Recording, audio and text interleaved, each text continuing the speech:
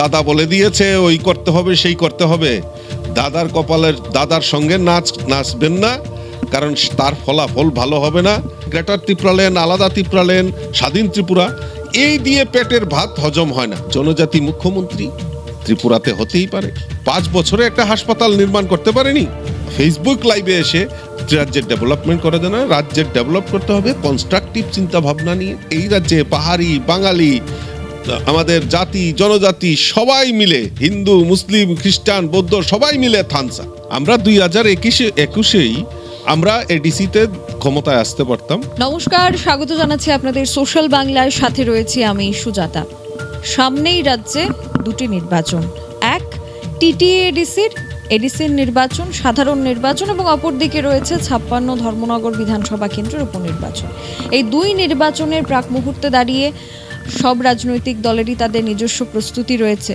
তবে রাজ্য বিজেপির কাছে এই টিটিএডিসির নির্বাচনটাও কিন্তু অনেকটা গুরুত্বপূর্ণ। 2021-এর পর 26-এ আরও একবার সেখানে একটা সুযোগ, তার মধ্যে কি প্রস্তুতি রয়েছে, সমস্ত বিষয় নিয়ে আমরা আলোচনা করব। আমাদের সাথে এই মুহূর্তে রয়েছেন রাজ্যসভার সাংসদ তথা প্রদেশ বিজেপি সভাপতি রাজীব ভট্টাচার্য মহোদয়। অনেক অনেক স্বাগত জানাচ্ছি সোশ্যাল বাংলায়। প্রথমেই তো বললাম যে নির্বাচনের মাহল রাজ্যে, এবং দুটো নির্বাচন, একটা উপনির্বাচন এবং টিটিএডিসির নির্বাচন, যেটা বিজেপির জন্য খুবই গুরুত্বপূর্ণ। বিশেষ করে টিটিএডিসির নির্বাচনটাকে বিজেপি এই 2026-এ কিভাবে দেখছে? দেখুন, এডিসি নির্বাচনে আমাদের ভারতীয় জনতা পার্টি আমরা 28টি কেন্দ্রেই আমরা প্রার্থী দিয়েছি, এবং প্রার্থীর সমর্থনে অলরেডি আমাদের ক্যাম্পেনিং শুরু হয়েছে, এবং মানুষের মধ্যে যে সারা, যে উৎসাহ আমরা দেখতে পাই যে আগামী এডিসি নির্বাচনে ভারতীয় জনতা পার্টির নেতৃত্বেই এডিসি আমরা যে মানে এডিসি যেটা রয়েছে সেটা আমাদের সরকার সেখানে হবে, সেটা নিয়ে আমরা প্রচার প্রসার করছি। তার ব্যাখ্যা হচ্ছে যে দেশের যশস্বী প্রধানমন্ত্রী নরেন্দ্র মোদীজি এবং আমাদের রাজ্যের মাননীয় মুখ্যমন্ত্রী প্রফেসর ডক্টর মানিক সাহাজির নেতৃত্বে এই ডাবল ইঞ্জিনের সরকার জনজাতি এলাকার উন্নয়নের জন্য, বিশেষ করে আমরা বিশ্বাস করি, আমাদের সরকার বিশ্বাস করে যে জনজাতিদের বিকাশের মাধ্যমেই এই রাজ্যের উন্নয়ন সম্ভব।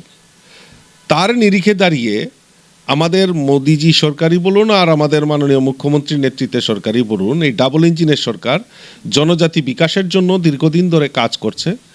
তার নিরিখে দাঁড়িয়ে আমরা বলতে পারি যে এডিসিতেও আমাদের ভারতীয় জনতা পার্টির নেতৃত্বে সরকার সেখানে প্রতিষ্ঠা হবে। এবং 2021-এ আমরা দেখেছি বিজেপি ভালো ফলাফল করলেও এডিসি বিজেপি দখল করতে পারেনি। এবার 2026-এ এডিসির নির্বাচনের দিনক্ষণ যখন ঘোষণা হলো, তারপর একেবারে শেষ মুহূর্তে গিয়ে বিজেপি তাদের প্রার্থী তালিকা ঘোষণা করলো। তার আগ পর্যন্ত মথার সাথে জোট হবে কি না সেটা নিয়ে একটা সন্দেহ ছিল, এবং আদতে জোটটা হলো না। তো কেন এই জোটটা হলো না? মথার সাথে তো আপনারা সরকারে রয়েছেন, রাজ্যের সরকারে, তো এডিসিতে কেন জোটটা সম্ভব হয়নি? না, দেখুন, একটা কনসেপ্টটা আগে ক্লিয়ার করতে হবে। আমরা মথার সঙ্গে অ্যালায়েন্সে আছি, আইপিএফটি আমাদের শরিক দল, এখনও আমি বলছি তারা আমাদের শরিক দল, কারণ তারা সরকারে আমাদের রয়েছে। এডিসিতে ত্রিপুরা মথা একা সরকার চালাচ্ছিল 2021-এর পর থেকে, এবং সেখানে দেখবেন যে আমরা বিরোধী দলের ভূমিকায় রয়েছি। আমরা কিন্তু সেখানে সরকারের মানে এডিসির প্রশাসনের ক্ষেত্রে আমরা কিন্তু সেখানে কোনো অ্যালায়েন্স ছিল না, এবং সেখানে আমাদের কোনো অ্যালায়েন্স হয়নি। আমরা সরকারে আছি, সরকারে একসঙ্গে, সরকারের মন্ত্রিত্ব 2 জন ত্রিপুরা মথা থেকে মন্ত্রী আছেন, এবং আইপিএফটি থেকে একজন মন্ত্রী আছেন। কিন্তু এডিসিতে আমরা আলাদা একা লড়াই করছি, এবং আগামী দিন করব, এবং আগামী দিন সরকারও করব। তার আগে আপনি একটা প্রসঙ্গ তুলেছিলেন যে 2021-এও, দেখুন 2021-এও ভারতীয় জনতা পার্টির নেতৃত্বে এডিসিতে সরকার হওয়ার পসিবিলিটি ছিল। সেই সময় আমরা জোট সঙ্গী আইপিএফটিকে আমরা আমাদের 13টি আসনে আমরা লড়াই করেছিলাম, 10টি আসনে আমরা বিজেপি জয় লাভ করেছি। আইপিএফটি বাকিগুলিতে লড়াই করেছিল, আইপিএফটি সেখানে খাতা খুলতে পারেনি এডিসিতে। নতুবা আমরা যদি প্রচেষ্টা করতাম, আমরা 2021-21 আমরা এডিসিতে ক্ষমতায় আসতে পারতাম, কিন্তু দুর্ভাগ্যবশত আমরা সেই সময় এডিসিতে আসতে পারিনি, ক্ষমতায় আসতে পারিনি। আপনি যদি ফলাফল দেখেন, অল্প অল্প মার্জিনে কয়েকটা জায়গাতে আমরা হেরে গেছি, এবং আইপিএফটি সেই সময় খাতা খুলতে পারেনি। তো সেই কারণেই আমরা 2021-এ সরকার করতে পারিনি। এইবার আমাদের যে পরিস্থিতি, যে পরিবেশ সৃষ্টি হয়েছে, মানুষ ভারতীয় জনতা পার্টির সঙ্গে রয়েছে, জনজাতিরা মানুষের বিকাশের, ডেভেলপমেন্টের পাশে রয়েছে। তার নিরিখে দাঁড়িয়ে আমরা 26-এ ভারতীয় জনতা পার্টির নেতৃত্বে এডিসি আমরা দখল করব। আমার প্রশ্নটা ছিল যে মথার সাথে জোটটা কেন হয়নি? মথার সাথে দলীয় কোনো সম্পর্ক, আপনাদের যা সম্পর্ক রয়েছে জোটের, সেখানে কি প্রদ্যুৎ কিশোর দেববর্মন থেকে সেই রেসপন্সটা আপনারা পাননি? কি বিষয়টা ছিল? না দেখুন, এটা তো সবসময় আমরা চেষ্টা করি, আমাদের অটল বিহারী বাজপেয়ীর সময় থেকেই আমরা জোট সঙ্গীদেরকে গুরুত্ব দিয়ে, জোট সঙ্গীদেরকে সঙ্গে নিয়েই আমাদের সরকার চলে আসছে। বর্তমানেও আমাদের নরেন্দ্র মোদীজি এনডিএ পার্টনার সবাইকে নিয়ে সমষ্টিগতভাবে আমাদের সরকার কিভাবে পরিচালনা করতে হয় তার প্রচেষ্টা করে থাকে। আমাদেরও প্রচেষ্টা ছিল, যেহেতু আলাদা আলাদা লড়াইয়ের সিদ্ধান্ত হয়েছে, তো এটাকে আমরা স্বাগত জানিয়েছি। কিন্তু এখানে ব্যক্তিগত কোনো রকম দোষারোপ, এটা আমার মনে হয় না শ্রেয় হবে, কারণ আমরা পলিটিক্যাল যার যার অ্যাঙ্গেল থেকে আমরা লড়াই করছি মাঠে। আপনাদের বেশ কিছু অভিযোগ রয়েছে এডিসি প্রশাসনের বিরুদ্ধে, যে রাজ্য সরকার যা টাকা দিয়েছে তার কাজ হয়নি। মুখ্যমন্ত্রী নিজে অভিযোগটা করেছেন, অন্যান্য ক্যাবিনেট মন্ত্রী বা আপনারা যারা নেতৃত্বে আছেন, আপনারা অভিযোগ করছেন যে এডিসির মানুষ পরিষেবা পায়নি বিগত 5 বছর। কিন্তু বারবার মথার তরফ থেকে অভিযোগ উঠে আসছে যে রাজ্য সরকার এডিসিকে কোনো টাকাই দেয়নি এবং কোনো সুযোগ সুবিধা তারা পাচ্ছে না, ভিলেজ কাউন্সিলের ইলেকশন হচ্ছে না রাজ্য সরকারের প্রভাবের কারণে। তো এই বিষয় নিয়ে কি বলবেন? না দেখুন, পরিষ্কার কথায় যে ভিসি ইলেকশন এটা একটা আইনি প্রক্রিয়ায় যেহেতু চলে গেছে, আমি সেই ব্যাপারে ব্যাখ্যা দিতে পারবো না, যেহেতু সরকার তার প্রতিপক্ষ হিসাবে মামলা পরিচালনা করছেন। তো এটা সরকার এবং যারা মামলা করেছেন তাদের মধ্যে এটা সীমাবদ্ধ। আমি একটা জায়গাতে মনে করি যে বিভিন্ন সময়ে এডিসি ভিলেজ নির্বাচনের দিনক্ষণ ঠিক করা বা ভিসি ইলেকশন করা, এটা যে কোনো গণতান্ত্রিক পদ্ধতিতে নির্বাচনটা একটা বিশেষ প্রয়োজনীয়তা রয়েছে, কারণ সেখানে বেনিফিশিয়ারি সিলেকশন হোক বা অনেক ডেভেলপমেন্ট ওয়ার্কের ক্ষেত্রে জনপ্রতিনিধিদের তার গুরুত্ব অনেক বেশি। তো ভিসি ইলেকশন হয়নি। আপনারা জানেন যে আমাদের রাজ্যে রিয়াং শরণার্থী যারা মিজোরাম থেকে এসেছিল, তাদেরকে ত্রিপুরাতে স্থায়ী পুনর্বাসন দেওয়ার ব্যবস্থা আমাদের কেন্দ্রীয় সরকার সেখানে করেছে, আমাদের রাজ্য সরকারও সেটা মেনে নিয়েছেন, এবং তাদেরকে এই ব্রু সেটেলমেন্ট যারা হয়েছেন বিভিন্ন জায়গায়, আজকে রাজ্যের বিভিন্ন প্রান্তে তাদেরকে রিহেবিলেট করা হয়েছে। তো সেইখানে ভোটার প্রক্রিয়া, যেহেতু আপনি তাদেরকে রাইট দিয়েছেন, আর এত বড় একটা সংখ্যা রিয়াং শরণার্থী, ব্রু সেটেলমেন্ট, তো তাদেরকে নির্বাচন থেকে কেমনে আপনি বাদ রাখবেন? তাদের নির্বাচনী প্রক্রিয়াতে অংশগ্রহণ করতে হবে, এবং টাইম টু টাইম সেগুলি কোর্টকে বা জনসমক্ষে রাখা হয়েছে। আর যেটা বলছেন, যে অভিযোগ করছেন যে এডিসি নির্বাচনের এডিসিতে আপনার অর্থ বা ডেভেলপমেন্ট ওয়ার্কে, দেখুন আমি একটা জিনিস পরিষ্কার স্পষ্ট ভাষায় বলতে চাই, যেই টাকাই দেওয়া হয়েছে, যেই টাকাই এডিসিকে দেওয়া হয়েছে, তার হিসাব শ্বেতপত্র প্রকাশ করুক না যদি হিম্মত থাকে। আমার এখনও মনে আছে 2021-এ প্রথম যখন এডিসিতে ক্ষমতায় আসে তিপ্রামথা, তখন আমাদের প্রাক্তন মুখ্যমন্ত্রী, সেই সময় বিপ্লব কুমার দেব মুখ্যমন্ত্রী ছিলেন। আমার এখনও মনে আছে, তারা ওইখানে একটা অত্যাধুনিক খুমলুঙে একটা হাসপাতাল তৈরি করবে। এই হাসপাতালের জন্য প্রথম তারা 22 কোটি না 23 কোটি টাকা চেয়েছিল, কিন্তু মাননীয় মুখ্যমন্ত্রী তখন সেটাকে 30 কোটি টাকা স্যাংশন করেছে, আমার এখনও মনে আছে। পরবর্তী সময়ে এই হাসপাতাল হয়নি, আরও 10 কোটি টাকা বর্তমান যিনি মুখ্যমন্ত্রী ডক্টর মানিক সাহাজি সেখানে আরও 10 কোটি টাকা দিয়েছেন। তো আমার অভিযোগ যে এখন পর্যন্ত এই হাসপাতাল কেন দেখতে পাইনি? 5 বছর অতিক্রান্ত হয়ে গেছে 2021 থেকে, 5 বছরে একটা হাসপাতাল নির্মাণ করতে পারেনি, তাহলে কি করবে? স্মোক হাউস, জনজাতিদের আমরা জানি যে এই ত্রিপুরা রাজ্যে রাবার চাষের একটা বৃহৎ অংশ আমাদের যারা জনজাতি অংশের মানুষ তারা সবচেয়ে বেশি রাবার চাষের সঙ্গে যুক্ত রয়েছে। এই রাবার চাষটাকে, এই রাবারগুলিকে বাজারজাত করার জন্য স্মোক হাউস তাদের এডিসি এলাকায়, আজকে এডিসি এলাকায় লক্ষ লক্ষ কোটি কোটি টাকা স্মোক হাউসের জন্য দেওয়া হয়েছে। আমি প্রশ্ন রাখতে চাই, যারা ইলিগেশনের কথা বলে, যারা অর্থ দেয়নি এই কথা বলে, তো তাদের কাছে আমার প্রশ্ন যে আজকে স্মোক হাউস কয়টা হয়েছে আপনারা বলুন না শ্বেতপত্র করে। আপনাকে স্টেট গভর্নমেন্ট, সেন্ট্রাল গভর্নমেন্ট কত আর্থিক সহায়তা করেছে, আর আপনারা স্মোক হাউস করতে পেরেছেন, তার নিদর্শন আমাদের কাছে রয়েছে, এভিডেন্স রয়েছে। দ্বিতীয়ত প্রশ্ন, দেখুন উন্নয়ন কাকে বলে 2025-26 অর্থ বছরে, 2026-27 অর্থ বছরে কিছুদিন আগে বাজেট পেশ করা হয়েছে।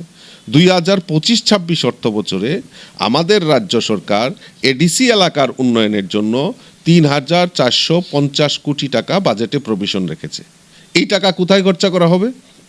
জনজাতিদের শিক্ষা, জনজাতিদের অবকাঠামো উন্নয়ন, জনজাতিদের সেচ, এগ্রিকালচার, জনজাতিদের কৃষ্টি সংস্কৃতি এবং জনজাতি যারা যুবক যুবতী তাদেরকে স্কিলের মাধ্যমে স্বরোজগার করার ব্যবস্থা এই 3,450 কোটি টাকার প্রভিশন রাখা হয়েছে বাজেটে। দেখুন আজকে গ্রেটার ত্রিপুরাল্যান্ড, আলাদা ত্রিপুরাল্যান্ড, স্বাধীন ত্রিপুরা, এই সমস্ত স্লোগান দিয়ে জনজাতিদের ভেলকি বালকি দিয়ে এই ত্রিপুরা রাজ্যের ক্ষমতায় বিগত দিনেও দেখেছি, এখনও সেই প্রয়াসটা আবারও শুরুয়াত হয়েছে। আমি প্রশ্ন রাখতে চাই যে আজকে জনজাতিরা শিক্ষার আলো থেকে বঞ্চিত হয়েছে, আজকে জনজাতিরা পরিকাঠামো, রাস্তাঘাট থেকে শুরু করে বিভিন্ন জায়গায় তাদের যোগাযোগ ব্যবস্থা থেকে তারা বঞ্চিত হয়েছেন। কই তা নিয়ে তো আন্দোলন হয়নি ত্রিপুরা রাজ্যে। ত্রিপুরা রাজ্যে আন্দোলন হচ্ছে গ্রেটার ত্রিপুরাল্যান্ড, আলাদা ত্রিপুরাল্যান্ড, স্বাধীন ত্রিপুরা। এই দিয়ে পেটের ভাত হজম হয় না, মানুষ চায় প্রকৃত ডেভেলপমেন্ট। আমাদের এই ত্রিপুরা রাজ্যে জনজাতিদের সবচেয়ে বড় জিনিস যেটা, সেটা হলো শিক্ষার আলো থেকে পিছিয়ে রাখা হয়েছে। আমাদের সরকার আসার পর আমরা মোদিজির নেতৃত্বে যে বিকশিত ভারত, আর সেই বিকশিত ভারতের সংকল্প যাত্রায় এই ত্রিপুরা রাজ্যে, পার্বত্য রাজ্য, ছোট্ট রাজ্য ত্রিপুরায় 21টি একলব্য বিদ্যালয় স্থাপন করা হয়েছে। এইটা কারা? বাঙালি ছেলেমেয়েরা পড়াশোনা করবে? এটা জনজাতি ছাত্রছাত্রীরা হোস্টেলে থেকে বিনা পয়সায়, বিনা খরচে পড়াশোনা করতে পারে, তার ব্যবস্থা আমাদের ডাবল ইঞ্জিনের সরকার করেছে। জনজাতি এলাকায় বিদ্যাজ্যোতি প্রকল্প, পিএমশ্রী প্রকল্পের মাধ্যমে জনজাতিদের শিক্ষার আলো যাতে বেশি করে প্রচার প্রসার করা যায়, তারা যাতে পড়াশোনা করতে পারে, তারা যাতে শিক্ষার আলো নিতে পারে, সেই ব্যবস্থা আমাদের এই ডাবল ইঞ্জিনের সরকার করেছে। রাস্তাঘাট থেকে শুরু করে পানীয় জল, জল জীবন মিশনের মাধ্যমে জল পৌঁছে দেওয়ার কাজ, প্রধানমন্ত্রী আবাসন যোজনায় ঘর পৌঁছে দেওয়া, রিয়াংদের যে রয়েছে সেই ধরতি আবার মাধ্যমে তাদেরকে সমস্ত সরকারি সুযোগ সুবিধা পৌঁছে দেওয়ার কাজ যদি করে থাকে একমাত্র ভারতীয় জনতা পার্টি। আর তার নিরিখে দাঁড়িয়ে আমরা বলতে পারি 2026-এ অন্য কোনো দল নয়, ভারতীয় জনতা পার্টির নেতৃত্বে সরকার প্রতিষ্ঠা হবে এডিসিতে। আমরা এলিগেশনের কথা বলছিলাম এবং মথা সুপ্রিমো যিনি রয়েছেন, যার সাথে আপনাদের যারা সিনিয়র নেতৃত্বরা রয়েছেন, দিল্লি বিজেপির যারা নেতৃত্বরা রয়েছেন, তারা বহুবার বৈঠক করেছেন, বহুবার এই বিষয় নিয়ে আলোচনা করেছেন। গতকাল সামাজিক মাধ্যমে প্রদ্যুৎ কিশোর দেববর্মন বললেন যে ভোটের পরে নাকি অনেক কিছু সমীকরণ পাল্টাবে, জনজাতি মুখ্যমন্ত্রী চায় রাজ্যের মানুষ, এবং দিল্লি থেকে ফোন আসবে ভোটের পর। তো এই যে ওনার বক্তব্যগুলি এই মুহূর্তে দাঁড়িয়ে, নির্বাচনের প্রাক মুহূর্তে দাঁড়িয়ে, এটাকে কি বলবেন? এইগুলির উত্তর দেওয়ার আমি প্রয়োজন মনে করি না, কারণ এগুলি ছেলে খেলার রাজনীতি। আর রাজনীতিক তো কনস্ট্রাকটিভ হবে। জনজাতি মুখ্যমন্ত্রী ত্রিপুরাতে হতেই পারে, জনজাতি মুখ্যমন্ত্রী তো আমরা ত্রিপুরাতে আরও দেখেছি। কমিউনিস্টের সময় দশরথ দেববর্মা এই রাজ্যের উপমুখ্যমন্ত্রী ছিলেন। 1980 সনে জুনের দাঙ্গা আমরা দেখতে পেয়েছি। আমরা দশরথ দেব মুখ্যমন্ত্রী, আমি জিজ্ঞেস করতে চাই যে আজকে জনজাতি মুখ্যমন্ত্রী তো ত্রিপুরা রাজ্যে হয়েছে, দশরথ দেববর্মা মুখ্যমন্ত্রী ছিলেন, জনজাতিদের কি বিকাশ হয়েছে? জনজাতি কয়জন ডাক্তার হয়েছে, কয়জন ইঞ্জিনিয়ার হয়েছে, কয়জন প্রফেসর হয়েছে, কয়জন টিসিএস অফিসার হয়েছে? কেন হয়নি? কারণ সেই সময় তো জনজাতিদের মুখ্যমন্ত্রী ছিলেন। কেন শিক্ষার আলো পৌঁছায়নি, তো এইগুলির প্রশ্নের তো জবাব দিতে হবে। তো আমরা দেখুন, কনস্ট্রাকটিভ রাজনীতি করতে হবে। রাজনীতি মানে লাইভে এসে মানুষের সামনে এক প্রশ্ন তুলে দেওয়া, প্রশ্ন ছুড়ে দেওয়া, কনফিউজ তৈরি করা, এইগুলি দিয়ে রাজনীতি, দেখুন রাজনীতি কনস্ট্রাকটিভ হতে হবে। আমি যে বক্তব্যগুলি করছি এর বক্তব্যের দায়ভার কার? আমার নিতে হবে। তো এই বক্তব্যের দায়ভার তো যে আপনি যেই প্রশ্ন করলেন যিনি বলছেন উনার দায়ভার নিতে হবে, উনার নিতে হবে। এগুলি তো আর আমরা জবাব দিতে পারবো না এটা কোন অ্যাঙ্গেল থেকে বলছেন, কি আসে বিষয়। আমরা চাই কনস্ট্রাকটিভ রাজনীতি, রাজ্যের ডেভেলপমেন্ট হবে। রাজ্যের ডেভেলপমেন্ট কথাই দিয়ে ফেসবুক লাইভে এসে রাজ্যের ডেভেলপমেন্ট করা যায় না। রাজ্যের ডেভেলপ করতে হবে কনস্ট্রাকটিভ চিন্তা ভাবনা নিয়ে। সমস্ত পলিটিক্যাল সমস্ত আজকে থানসা বলছে, কিসের থানসা? এই রাজ্যে থানসা আমরা বলছি, থানসা কারা? আমাদের এই রাজ্যে পাহাড়ি, বাঙালি, আমাদের জাতি জনজাতি সবাই মিলে, হিন্দু মুসলিম খ্রিস্টান বৌদ্ধ সবাই মিলে থানসা। শুধু এক জাতিকে নিয়ে থানসা, সেটা তো মানে কি ধরনের চিন্তা ভাবনা, সেটা আর বহিঃপ্রকাশ আমি করতে চাই না। আমি শুধু এইটুকুই বলবো যে কনস্ট্রাকটিভ রাজনীতিতে, বাস্তব যে রাজনীতি, স্বপ্ন অনেক, দিবা স্বপ্ন অনেক দেখা যায়, কিন্তু বাস্তবিক রাজনীতিতে আমাদের এগিয়ে যেতে হবে। নির্বাচনের আগে বিশেষ করে দলবদলের একটা হিড়িক আমরা দেখতে পাই, এবং বিশেষ করে ইতিমধ্যে যেটা জনসমক্ষে সমালোচিত খুব বেশি, যে আপনাদেরই শরিক দল অর্থাৎ মথার 5 থেকে 6 জন কিংবা 7 জন বিধায়ক, মন্ত্রী, অনিমেষ দেববর্মা সহ তারা বিজেপিতে যোগদান করবেন, অপারেশন লোটাস হবে। তো এই যে সমালোচনাগুলি চলছিল, তারই মধ্যে 2 জন এমডিসি আপনাদের দলে যোগ দিলেন। তো কোনো কি সম্ভাবনা রয়েছে এই ধরনের, বা কেউ আপনাদের সাথে যোগাযোগ রাখছেন, তারা দল পরিবর্তন করে আসতে চাইছেন, ইচ্ছে প্রকাশ করছেন? না, দেখুন, ভারতীয় জনতা পার্টি মোদিজির নেতৃত্বে, আমি প্রথমেই বলেছি যে এক ভারত শ্রেষ্ঠ ভারত, আর আমাদের মুখ্যমন্ত্রীও স্লোগান দিয়েছেন এক ত্রিপুরা শ্রেষ্ঠ ত্রিপুরা। এই এক ত্রিপুরা শ্রেষ্ঠ ত্রিপুরা, এক ভারত শ্রেষ্ঠ ভারত গড়ার লক্ষ্যে সবারই পার্টিসিপেশন দরকার। তাই বিভিন্ন সময়ে দেখবেন 2 জন এমডিসি, বাকি অনিমেষ দেববর্মার কথা বলেছেন, আমার সঙ্গে সেরকম কোনো যোগাযোগ নেই, কারণ উনি আর একটা দল করেন। তো আমাদের এমডিসি অনেকেই যোগাযোগ করেছেন, তার মধ্যে 2 জন যোগদান করেছেন। বাকিরা বিগত 3-4 মাস ধরে আপনারা দেখছেন মাননীয় মুখ্যমন্ত্রী সভা কোথাও হচ্ছে, কোথাও আমিও যাচ্ছি আমার প্রদেশ সভাপতির নেতৃত্বে বিভিন্ন জায়গায়। আজকে যারা যারা তীব্রামতাতে বড় দায়িত্ব ছিল তারাও ভারতীয় জনতা পার্টিতে যোগদান করেছেন এবং আগামী দিনও করবেন। অনেকে যোগাযোগ রাখছেন, আগামী দিনও আমাদের সঙ্গে সংযুক্ত হবেন, আমাদের সঙ্গে এসে কাজ করবেন। তো আমাদের দরজা খোলা রয়েছে, যারা আসবে তাদেরকে সঙ্গে নিয়ে আমরা এই কনস্ট্রাকটিভ যে চিন্তাভাবনা নিয়ে আমরা রাজনীতি করব। নির্বাচনের প্রাক মুহূর্তে রাজনৈতিক সংঘর্ষের বিষয়টা, সন্ত্রাসের বিষয়টা একটা মূল বিষয় হয়ে দাঁড়ায়, নিরাপত্তার বিষয়টা। আমরা দেখতে পেলাম গতকালকে আপনাদের ক্যাবিনেট মন্ত্রী যিনি রয়েছেন বিকাশ দেববর্মা, ওনার গাড়ি ভাঙচুর করা হলো, অনেক আহত হয়েছেন, এবং উনি অভিযোগ করছেন যে মথার তরফ থেকে এটা করা হয়েছে, মথার দিকেই ওনাদের অভিযোগ। তো এই যে রাজনৈতিক সন্ত্রাসের পরিস্থিতি, এটা প্রতিরোধ করার জন্য আপনারা কি করবেন?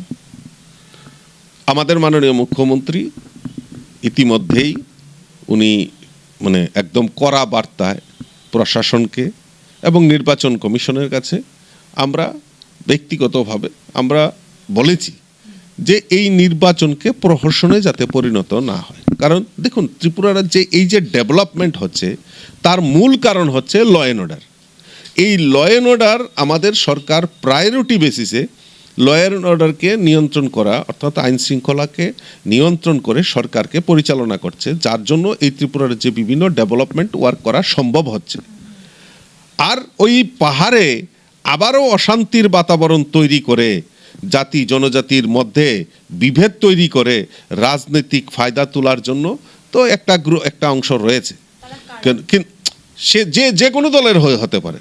তো আমি সেই ব্যাপারে আপনাদের কাছে বলবো যে যারা এই সন্ত্রাসের সঙ্গে জড়িত, যারা সন্ত্রাস করে রাজনীতি ক্ষমতায় আসার জন্য চেষ্টা করছে, আমি তাদের কাছে আহ্বান রাখবো যে এই করে রাজনীতি করা যায় না। সাময়িক হয়তো আনন্দ পাবেন, কিন্তু দীর্ঘস্থায়ী রাজনীতির ক্ষেত্রে সেটা শুভনীয় নয়, কখনোই শুভনীয় নয়। যারা এই সন্ত্রাস করছেন তাদের কাছেও আমার আপিল থাকবে যে দাদা বলে দিয়েছে ওই করতে হবে সেই করতে হবে, দাদার কপালের দাদার সঙ্গে নাচবেন না, কারণ তার ফলাফল ভালো হবে না। বিশালগড়ের সেন্ট্রাল জেল কিন্তু তৈরি আছে, সেখানে যখন যাবেন তখন কিন্তু দাদার রিকোয়েস্ট, দাদার আন্দোলন, দাদার আর আশীর্বাদ সেখানে কোনো কাজ হবে না। সরকার ভারতীয় জনতা পার্টির রয়েছে, আমরা চাই রাজ্যে সুষ্ঠু নির্বাচন, অবাধ নির্বাচন। আমি তো আগেই বলেছি যে আমার কোনো কার্যকর্তার উপর আমরা কোনো রকম প্রহসনে আমরা পা দেব না, কোনো কর্ণপাত করব না। আমরা চাই সুষ্ঠু অবাধ নির্বাচন হোক, মানুষ গণতান্ত্রিক পদ্ধতিতে, কারণ আমরা দেখেছি সিপিএমের আমলে কিভাবে এই রাজ্যে নির্বাচনকে প্রহসনে পরিণত করে, সন্ত্রাস সৃষ্টি করে। নির্বাচনের পরেই বলুন, আগেই বলুন, যেইভাবে আমরা বিগত দিনে দেখেছি, ত্রিপুরা রাজ্যের মানুষ এটা ভালো চোখে নেয় না। আমরা সন্ত্রাসে বিশ্বাস করি না, কিন্তু আমাদের কার্যকর্তাদের উপর যদি হামলা হুজ্জতি করা হয়, আমরা ছেড়ে কথা বলবো না। প্রশাসন আমাদের সঙ্গে রয়েছে, প্রশাসনের উপর আমাদের আত্মবিশ্বাস রয়েছে, প্রশাসন তো ব্যবস্থা নেবেই, আমরাও ছেড়ে কথা বলবো না। একেবারে নির্বাচনে লড়াই হচ্ছে সেটা দেখাই যাচ্ছে, এবং ইতিমধ্যে অনেক দল লড়ছে। আপনারা রয়েছেন, মথা রয়েছে, সিপিআইএম রয়েছে, সেখানে আইপিএফটিও প্রার্থী দিয়েছে, ইন্ডিপেন্ডেন্ট প্রার্থীও রয়েছেন অনেকেই। তো আপনারা আইডিয়াল বিরোধী কাদের দেখছেন? মথা, যেহেতু তারা প্রশাসনে ছিল, নাকি সিপিআইএম? তা দেখুন, এক তো হলো সিপিএম এই ত্রিপুরা রাজ্য থেকে একদম মানে ডুবন্ত তরী। সিপিএম এই রাজ্যে আর মাথা তুলে দাঁড়াতে পারবে না, এই কারণ তারা মানুষের জন্য যে ন্যূনতম কাজ, সেই কাজগুলি করেনি। বর্তমানেও যদি আমরা দেখি যে কমিউনিস্টের যে চিন্তাভাবনা, কমিউনিস্টরার চিন্তাভাবনার সঙ্গে মানুষ কোনোদিনও মানিয়ে নিতে পারেনি। কারণ তারা এক তো বলে বন্দুকের নালের উপর রাজনীতি করে, বন্দুকের নাল দিয়ে, আর দ্বিতীয়ত হলো যে তারা মানুষকে কিভাবে ভয় ভীতি প্রদর্শন করে, মানুষের অধিকারকে তারা খর্ব করে, যেভাবে 25টা বছর টানা ক্ষমতায় ছিল। আজকে 2018-তে তাদেরকে ত্রিপুরা রাজ্য থেকে চিরতরে উৎখাত করেছে, 2023-এও তাদেরকে উৎখাত করেছে। কাজেই সিপিএম আমাদের প্রতিপক্ষ হতেই পারে না, কারণ সিপিএম মাঠে ময়দানে সিপিএমের সেরকম কোনো রকম আমরা দেখতে পাই না। দ্বিতীয়ত হচ্ছে আইপিএফটি আমাদের শরিক দল, তিপ্রামথাও আমাদের শরিক দল, কিন্তু তিপ্রামথা যেহেতু 5 বছর এডিসিতে ক্ষমতায় ছিল, তো আমাদের বিরোধী প্রতিপক্ষ হিসাবে ত্রিপ্রামথাই আমাদের সঙ্গে বিরোধী প্রতিপক্ষ হিসাবে আমরা দেখছি। এবং সেখানেও মানুষ তিপ্রামথার সঙ্গে জনজাতিরা আজকে নেই কারণ তিপ্রামথা সঙ্গে যদি থাকতো, তাহলে আমাকে বলুন না যে আজকে গ্রেটার তিপ্রাল্যান্ড, যে রাজনৈতিক স্লোগানটাকে সামনে রেখে আজকে গ্রেটার তিপ্রাল্যান্ডের আহ্বান করা হয়েছিল, আজকে গ্রেটার তিপ্রাল্যান্ড কোথায়? আওয়াজ শোনা যায়? একদম আওয়াজ শোনা যায় না। আজকে এডিসিতে চাকরি হয়ে যাবে, অমুক হয়ে যাবে, অনেক কিছু কথা বলা হয়েছিল। আজকে সেই কনস্ট্রাকটিভ জায়গা থেকে তিপ্রামথা অনেকটা পিছিয়ে এসছে। তো কাজেই তিপ্রামথার সঙ্গেও নেই। আমরা ভারতীয় জনতা পার্টি, আমরা সুষ্ঠু অবাধ নির্বাচনে আগামী এডিসিতে আমরা ক্ষমতায় আসছি। একেবারে আমরা আলোচনার শেষ মুহূর্তে রয়েছি। 28টা আসনে আপনারা প্রতিদ্বন্দ্বিতা করছেন, এবং কি আশা রাখছেন যে কটা আসন বিজেপি পেতে পারে, কত ভোট পার্সেন্টেজ থাকতে পারে? না, এটা তো আগামী দিন নিশ্চিত করা যাবে। এখনো তো মাত্র শুরু হয়েছে প্রচার প্রসার। আরও 2-1 দিন পরে আমরা ক্লিয়ারিটির সঙ্গে আমরা বলতে পারবো যে আমরা কোথায় আমরা উইন করছি। অসংখ্য ধন্যবাদ জানাচ্ছি আপনাকে গুরুত্বপূর্ণ সময় আমাদেরকে দেওয়ার জন্য। একেবারেই সরাসরি নির্বাচনের প্রাক মুহূর্তে দাঁড়িয়ে, একেবারেই যখন রাজনৈতিক দলগুলি প্রস্তুতি নিচ্ছে, তারা প্রচার প্রসারে একেবারে সেখানে শেষ ঘামটুকু পর্যন্ত দিয়ে দিচ্ছে, আমরা সরাসরি নজর রাখছি সমস্ত বিষয় নিয়ে। এবং এই নিয়ে আমাদের সাথে আলোচনা এতক্ষণ পর্যন্ত ছিলেন মাননীয় সাংসদ, রাজ্যসভার সাংসদ তথা রাজ্য বিজেপির যিনি প্রদেশ সভাপতি রয়েছেন, রাজীব ভট্টাচার্য মহোদয়। নমস্কার জানাচ্ছি আপনাকে, ধন্যবাদ জানাবো আমাদের দর্শক বন্ধুদের। ক্যামেরায় অলোকের সাথে আমি সুজাতা, দ্য সোশ্যাল বাংলা।